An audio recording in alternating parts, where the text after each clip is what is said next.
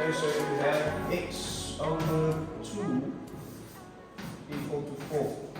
Now I would ask you, solve this, or can you solve this by using inspection?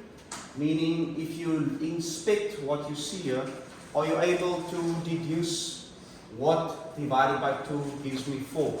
That's what inspection means, right? You look at it and you're sort of able to figure it out without using any algebraic methods. Morning, have a seat.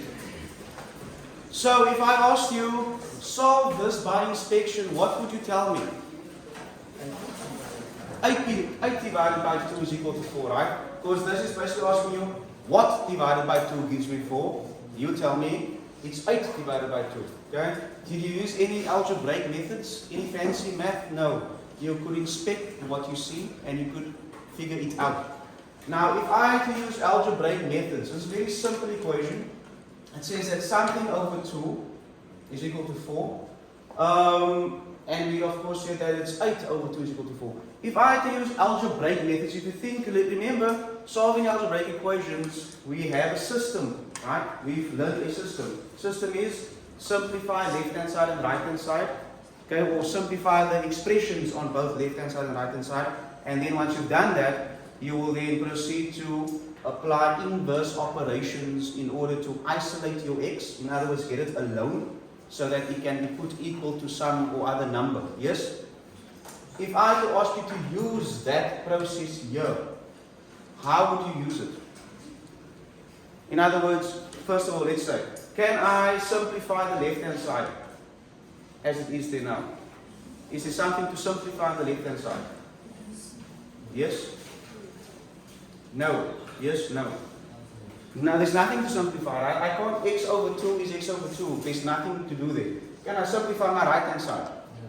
No. Okay? So it's already in its simplest form, both sides. So next step is, would I be applying the additive inverse here? No, right? Because there's nothing to add or take away. Right? There's only one term on the left-hand side, and there's only one term on the right-hand side.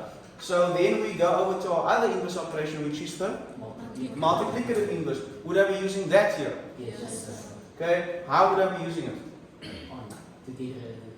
To get rid of the 2. How would I get, what is happening with the 2? It's being divided. So what would I do to get rid of it? 0, x divided by 2 multiplied by 2. Multiplied by 2, right? Remember, inverse operation. It is currently being divided. So, like you said, in order to get rid of the coefficient of the x, because there is a coefficient of x here which is not 1. Do you agree with me? The coefficient of x currently is not 1. Okay, and we need to get it to 1. So, and we'll look at that now, but currently as we see it, we would want to take x over 2, and we would want to, where's my yellow chalk? We would want to multiply it by 2. 2 over 1, right? Just to make it look neat. So it would be 2 over 1. And of course, on the other side, we would do what? The same, right? The same. So 4 times 2 over 1, or just 2. So what happens when I multiply x over 2 by 2 over 1? What happens when I do that? What was the purpose of me multiplying by the multiplicative inverse? In other words, once I've multiplied, what falls out of this? Anyone? Yes? X equals that. In other words, so what falls out here? 2x? Just x? Just 2? Yes. Just 2. So just 2 must come here. Oh, x. Just 2x? What? X? 2x? Which one?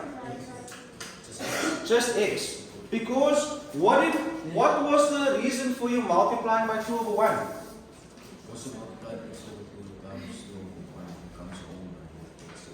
Becomes a whole number of 1, right? So we changed our coefficient of x from what? I'm dwelling on this for a reason, okay? Because we need to get it. Let's just, before we come back here, what happens here? What's the outcome? 8, right? Morning, man. Alright, so we got that this is 8. Let's go back here. What is the coefficient of x currently here? It was a half, right? It was a half. Okay, so what is the multiplicative inverse of a half? In other words, what is the multiplicative inverse of 1 over 2? 2 over 1. What happens when I multiply a number with its multiplicative inverse? What's the result? Okay? You get 1. The result is 1. Remember, additive inverse, when you use additive inverses or when you perform them on each other, perform the operation, the result is 0. In other words, you activate the identity element of addition. Yes? When you use it for multiplicative inverses, you activate the identity element of multiplication, which is 1.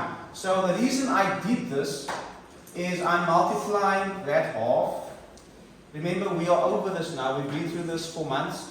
We always got stuck on, I asked the question, what is the coefficient of x? And then everyone said 1, it's 1, it's 1, or it's 2.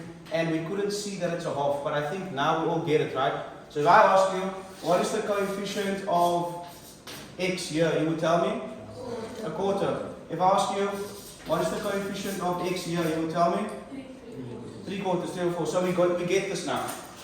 Okay? So, the reason we multiplied x over 2 by 2 over 1 is so that we could activate the identity element of multiplication, which is 1.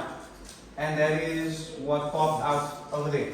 Okay? Very long explanation to solve something very simple, but it's about getting the concepts right. Yeah? Concepts are basic, and it's good to use a basic example to demonstrate a basic concept, because it's that basic concept you're going to be applying in something a bit more complex and more complex and more complex as you go along. Right. So everyone is okay with this one here. Okay. So we were able to solve this by inspection, and we could use our algebraic methods to solve the same equation.